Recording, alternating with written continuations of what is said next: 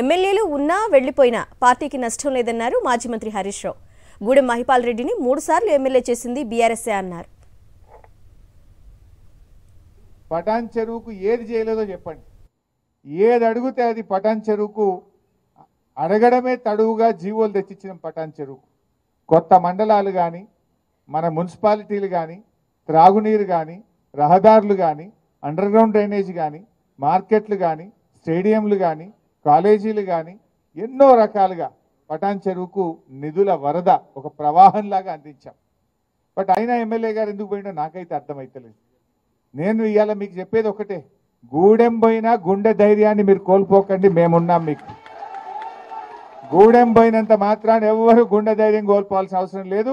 BRS party మీకు అండగా మేమందరం కూడా మిమ్మల్ని కాపాడుకుంటాం.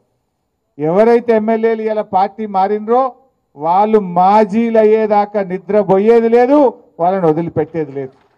ఇలా ఖచ్చితంగా వాళ్ళు ఏదో రోజు మాజీ కావాల్సిందే, వాళ్ళని మాజీ చేసేది ఖాయం.